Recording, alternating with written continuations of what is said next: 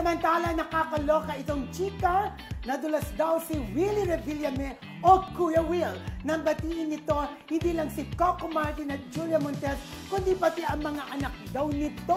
Eh di ba kasi kahit na nachichika na noon pa, wala pang confirmation mismo mula sa dalawa ang tungkol sa umunoy pagkakaroon nila ng Junaki. Samantala, inalok naman ni Kuya Will si Gretchen Ho na maging sila na lang daw umano sa gitna ng kanilang palitan ng mga hugot sa programang Seryosong Usapan. Willie Revillame faces the journals. Pwede kaya?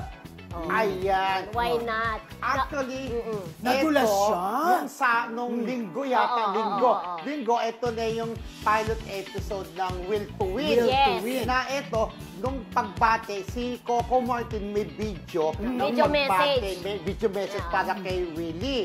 So yun sabi niya, I like your bangs, diba? Maraming salamat sa pagbate. Ay, hindi ganun na. Kasi, inaano ko lang. Maraming naman. salamat Hindi naman sa pagbate. At Yung very Willie, very Willie. maraming, I like your bangs. Maraming salamat sa pagbati.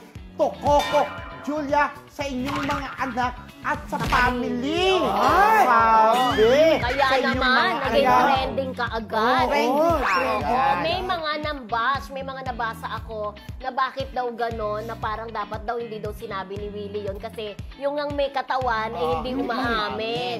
Kumbaga ay dapat daw ay naging maingat si Willie. Kasi kaya lang baka naman kasi honest lang. Minsan namamali rin tayo honest ng mistake ang tawag, di ba? Correct. Na parang hindi niya akalain na nabanggit. Kasi nung bumati si Willie, nung pinanood ko yung video, tuloy-tuloy lang di ba? Oo. Parang hindi mo isipin na gusto niyang ibulgar. Pero ang tagal na niyan. Pero no? kasi, di ba, parang 2023 may lumabas na issue na Correct. di umano. Oo. Di ba, may nag-reveal na di umano may dalawang anak Oo. daw si Coco. Hindi matigil-tigil talaga Hindi yan. matigil. Sa totoo Kaya doon lang. ang pinagmulan mo. Correct. Pero Meron na nga siyempre, ba silang anak o oo, wala? pero siyempre nire-respeto natin kung ano man ang gusto nila. Oo. Kayo, Diba? palagay nyo, may anak na ba sila? Ay, mahirap eh. Mahirap eh. Pero prerogative yun ni Coco at ni Julia kung aamin sila o hindi. Pero kung meron Diba? man silang anak, Okay lang. ay, ang saya-saya. Kasi di ba? mag-jowa na naman sila, Correct, mami na correct, naman sila, correct. di ba? Yes. Pero yun nga, hintayin natin kasagutan ni Coco at saka ni Julia. Kung may Julia. magtatanong na sa kanya Oo, regarding sa reaction. sinabi ni